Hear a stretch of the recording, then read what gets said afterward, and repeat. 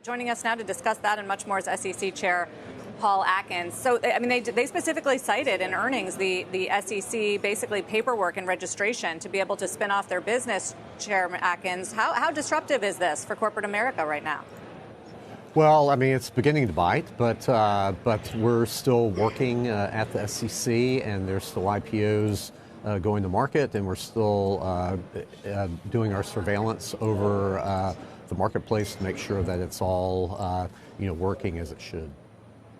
So there are IPOs, because I know that you sort of made it easier to proceed with listings, but as I understand it, the reviews are shut down, and that makes it harder. I saw, for instance, there was a Korean tech company withdrawing its statement for direct listing because it couldn't communicate with SEC staff. I saw a report on that. Yeah, well, so the way this statute works, it's called the Anti-Deficiency Act.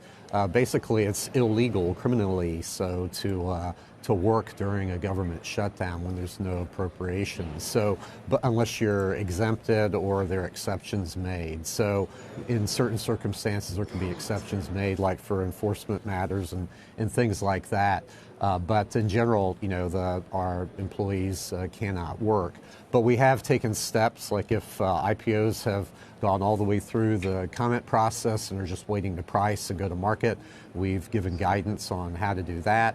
And so in certain other ways, people can proceed. But in general, no, it does kind of crimp our style. I'm curious what the status is on the quarterly earnings topic, because, since President Trump raised it, and I know you have said that you are looking into making changes, we've been talking to folks about it. And I interviewed a few weeks ago Ken Griffin, who's one of the most profitable and notable investors, about the idea to scrap quarterly earnings and go to something longer. He wasn't a fan, Chair Atkins. Listen to what he said. Every business that I know of is doing monthly financials to start with. I don't understand the merits of holding back from the market readily knowable information. The president and the SEC should address meaningful issues. For example, how do we keep the plaintiffs' lawyers out of the business of American business? How do we streamline the disclosure laws and create better safe harbors for corporate America to not have to be under constant duress from the plaintiffs' bar? That would be an example of what we should be doing, in my opinion, to really help to encourage more companies to be public. So he said there are way better ways of getting at this issue than to get rid of quarterly earnings, which would just deprive investors of useful information. Well, there are two things. One is quarterly earnings is not the cornerstone of our disclosure process. In fact, it was annual reports all the way till 1955 when the SEC changed the rules to go to semi-annual, and then only in 1970 did it go to quarterly. And then the UK followed suit, but then in 2014 they went back to semi-annual. So what we're going to do is put out a proposal and seek comments on this, and so we'll look forward to doing that. But there has been a lot of academic study and other sorts of discussion over the last few decades as to whether or not quarterly earnings encourages a short-term mode of thinking.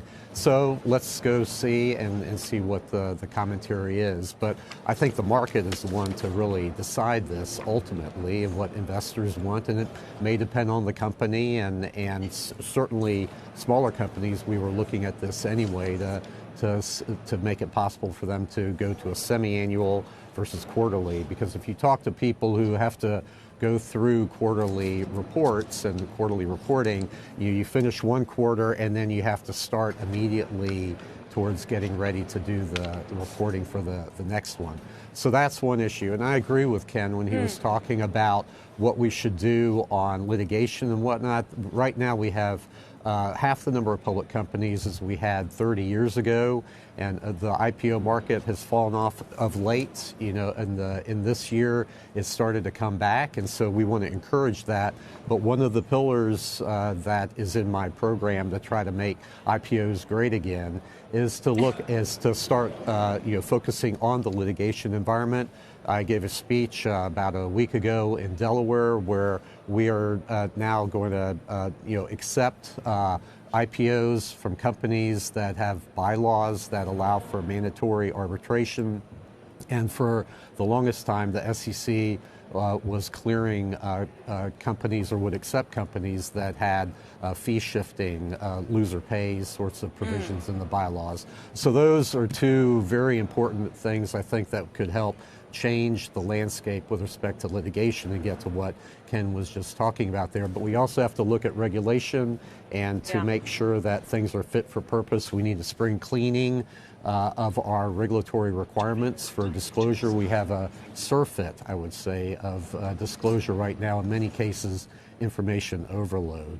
And so those, plus the weaponization of corporate governance, I think, is a third prong, and we are addressing that aspect as well.